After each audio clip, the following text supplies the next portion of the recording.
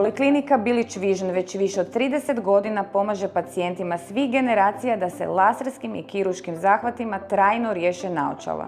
O putu uspjeha razgovaramo s osnivačicom, doktoricom znanosti Nadeždom i doktorom Lukom Bilićem. Doktorice Bilić, 30 godina iza vas. Što se u tom razdoblju najviše promijenilo u pristupu pacijentu? Tehnologija se enormno promijenila, ali pristup pacijentu zapravo nije se bitno mijenjao. Pacijenti koji dolaze u Bilić Vision očekuju da steknu povjerenje u liječnike koji tu rade i kirurge koji operiraju.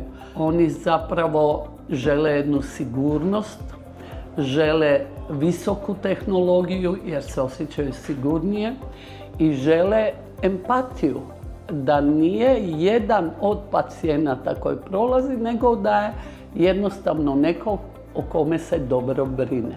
Doktore Bilić, mnogi naši gledatelji nakon 40. primijete da više ne vide dobro na blizinu. Je li istina da naočale više nisu jedina opcija?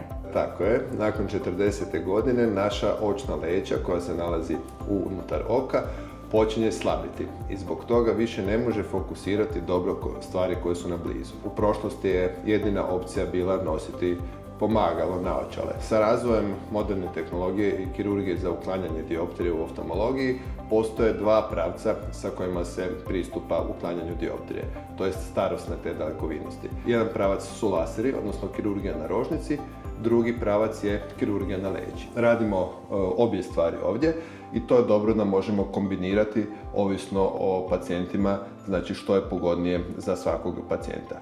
Prednosti lasera su u tome što je nešto poštednija operacija od zamjene leća, ipak ne odstranjujemo nikakvu organelu iz oka, nego samo modificiramo rožnicu. Druga opcija je zamjena leća. Ona dolazi u obzir u 50. godinama, kada već ipak slabi ta leća i počinje gubiti svoju bistrinu. Znači ta leća zbog kojih ne vidimo na blizu, ona stari i sad se već lagano muti, se odstrani.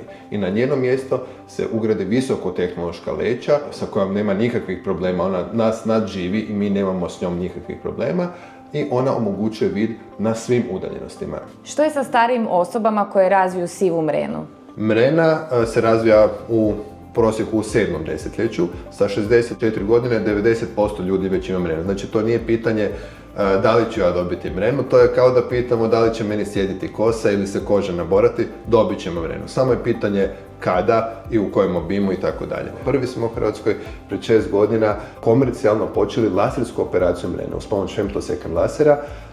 Ako je ultrazvučna, znači standardna operacija ručna, laserska je poluautomatizirana. Neki dijelovi operacije koji su kritični, koji su milimetar i manje, izvode ljudskom rukom pod mikroskopom, sada izvodi laser, svaki put točno, svaki put precizno, znači na taj način ulažemo u preciznost i sigurnost operacije i brži oporavak. Što biste poručili onima koji još uvijek oklijevaju? Poručila bih pacijentima da je jako važno da dođu na vrijeme, da se ne čeka da mrena sazri, da se odluče za taj pregled koji je detaljan i omogućit će da se otkriju svi detalje njihovog stanja. Poliklinika Bilić Vision je mjesto izvrsnosti u oftalmološkim operacijama. Javite nam se jer i vama možemo pomoći.